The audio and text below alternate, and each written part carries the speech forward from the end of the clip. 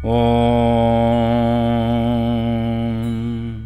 श्री सांब शिवाय नमः। अथ चतुर्दशोऽध्यायः 14वां अध्याय। तारकासुर की उत्पत्ति के प्रसंग में दिति पुत्र वज्रांग की कथा, उसकी तपस्या तथा वर प्राप्ति का वर्णन।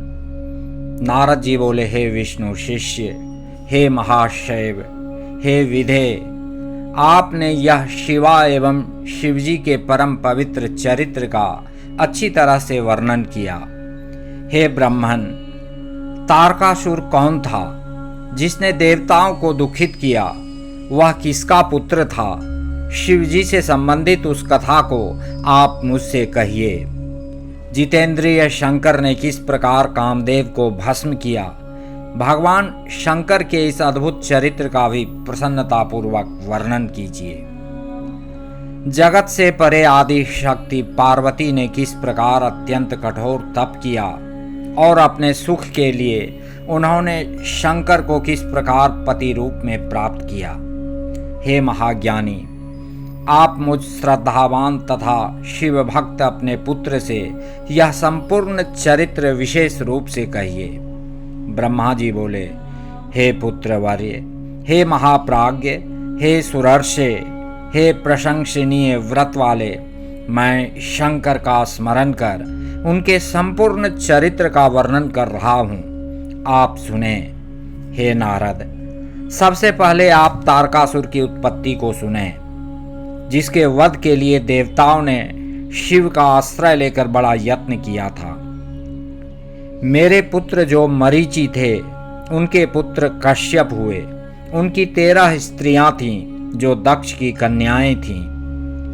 उनकी सबसे बड़ी पत्नी दिति थी। उसके 2 पुत्र हुए। उनमें हिरण्यकशिपु ज्येष्ठ तथा हिरण्याक्ष छोटा था।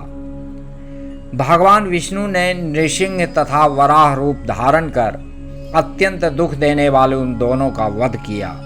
तत्पश्चात देवगण निर्भय और सुखी रहने लगे। इससे दिति दुखी हुई और वह कश्यप की शरण में गई। उस पतिव्रता ने उनकी सेवा कर भक्तिपूर्वक पुनः गर्भ धारण किया। यह जानकर महान परिश्रमी देवराज इंद्र ने अवसर पाकर उसके गर्भ में प्रविष्ट होकर वज्र से उसके गर्भ के टुकड़े टुकड़े कर दिए, किंतु उसके व्रत के प्रभाव से उसका गर्भ नहीं मरा और दैव योग से सोती हुई उसके गर्भ से 49 पुत्र उत्पन्न हुए। वे सभी पुत्र मरुत नाम के देवता हुए और स्वर्ग को चले गए। देवराज ने उन्हें अपना लिया। तब दिति अपने कर्म से अनुतृप्त हो पुनः उनकी सेवा करने लगी और उसने महान सेवा से उन मुनि को प्रसन्न कर लिया।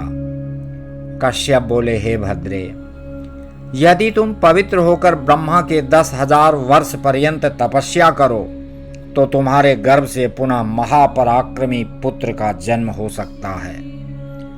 हे मुने, दिति ने श्रद्धा के साथ जब तपस्या पूरी की तब अपने पति से गर्भ धारण कर वैसा ही पुत्र उत्पन्न किया। दिति का वह पुत्र देवताओं के समान था। वह वज्रांग नाम से विख्यात हुआ। उसका शरीर नाम के अनुसार ही वज्र के समान था। वह जन्म से महाप्रतापी और बलवान था। उस पुत्र ने अपनी माता की आज्ञा से बलपूर्वक देवराज इंद्र तथा देवताओं को भी पकड़कर अनेक प्रकार का दंड दिया। इस प्रकार इंद्र आदि की दुर्दशा देखकर दिति बहुत प्रसन्न हुई तथा इंद्र आदि देवता अपने अपने कर्म फल के अनुसार बड़े दुखी हुए। तब देवताओं की सदा भलाई करने वाले मैंने कश्यप को साथ लेकर वहां पहुंचकर शांति की बात कहकर देवताओं को उस वज्रांग से छुड़ाया। तत्पश्चात शुद्धात्मा निर्विकार वह शिव भक्त वज्रांग देवताओं को मुक्त करके प्रसन्न चित्त होकर आदर पूर्वक कहने लगा। वज्रांग बोला, यह इंद्र बड़ा स्वार्थी और दुष्ट है। इसने ही मेरी माता की संतानों को नष्ट किया है। इसको अपने कर्म का फल मिल गया, अब यह अपना राज्य पालन करे। हे ब्राह्मण, यह सारा कार्य मैंने माता की आज्ञा से किया है। मुझे किसी भुवन के भोग की अभिलाषा नहीं है। हे वेद वेत्ताओं में श्रेष्ठ ब्राह्मण, आप मुझे वेद तत्व का सार बताइए, जिससे मैं सदा परम सुखी, विकार रहित तथा प्रसन्न चित्त हो जाऊं। हे मुने, यह सुनकर मैंने उससे कहा, जो सात्विक भाव है वही तत्व सार है। मैंने तुम्हारे लिए प्रसन्नतापूर्वक एक सुंदर स्त्री का निर्माण किया है। उस वरांगी नाम वाली स्त्री को मैंने उस दिति पुत्र को प्रदान कर उसके पिता को अत्यंत प्रसन्न कर मैं अपने घर चला गया और कश्यप भी अपने स्थान को लौट आए। तब वह दैत्य वज्रांग सात्विक भाव से युक्त हो गया और राक्षसी भाव को छोड़कर वैर रहित हो सुख भोगने लगा। किंतु वरांगी के हृदय में सात्विक भाव का उदय नहीं हुआ और वह सकाम होकर श्रद्धा पूर्वक अपने पति की अनेक प्रकार से सेवा करने लगी। वरांगी का पति महाप्रभु वह वज्रांग उसकी सेवा से संतुष्ट हो गया और उससे कहने लगा। वज्रांग बोला, हे प्रिय, तुम क्या चाहती हो? तुम्हारे मन में क्या विचार है? मुझे बताओ। तब उसने विनम्र होकर पति से अपने मनोरथ को कहा। वरांगी बोली, हे सतपते, यदि आप मुझसे प्रसन्न हैं तो मुझे ऐसा पुत्र दीजिए जो महाबली, त्रिलोकी को जीतने वाला तथा इंद्र को दुख देने वाला हो। ब्रह्मा जी बोले। अपनी पत्नी का यह वचन सुनकर वह व्याकुल तथा आश्चर्यचकित हो गया। वैर रहित ज्ञानी एवं सात्विक वह वज्रांग अपने मन में सोचने लगा, मेरी प्रिया देवताओं से विरोध करना चाहती है, परंतु मुझे यह अच्छा नहीं लगता। अब मैं क्या करूं? कहाँ जाऊं और कौन ऐसा उपाय करूं जिससे मेरी प्रतिज्ञा नष्ट ना हो? यदि प्रिया का मनोरथ पूर्ण होता है तो तीनों लोग कष्ट में पड़ जाएंगे तथा देवता और मुनि भी दुखी हो जाएंगे। परंतु यदि प्रिया का मनोरथ पूर्ण नहीं हुआ तो मुझे नरक भोगना पड़ेगा। दोनों ही प्रकार से धर्म की हानि होगी, ऐसा मैंने धर्म शास्त्रों से सुना है। हे मुने, इस तरह धर्म संकट में पड़ा हुआ वह वज्रांग भ्रम में पड़ गया। वह अपनी बुद्धि से दोनों बातों के उचित अनुचित पक्षों पर विचार करने लगा।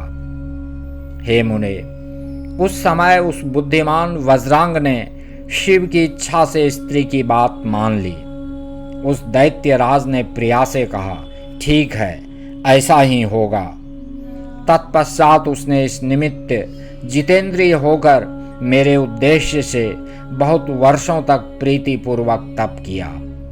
तब उसका महातप देखकर उसे वर प्रदान करने के लिए मैं गया और प्रसन्न मन से मैंने उससे कहा, वर मांगो।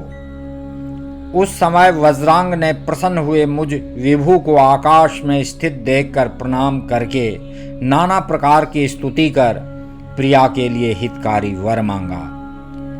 वज्रांग बोला, हे प्रभु, आप मुझे ऐसा पुत्र दीजिए जो अपनी माता का तथा मेरा परम हित करने वाला, महाबली, महाप्रतापी, सर्वसमर्थ और तपोनिधि हो। ब्रह्मा जी बोले, हे मुने, उसका यह वचन सुनकर मैंने तथास्तु कहा और इस प्रकार उसे वर देकर शिव का स्मरण करते हुए उदास होकर मैं अपने स्थान को लौट आया।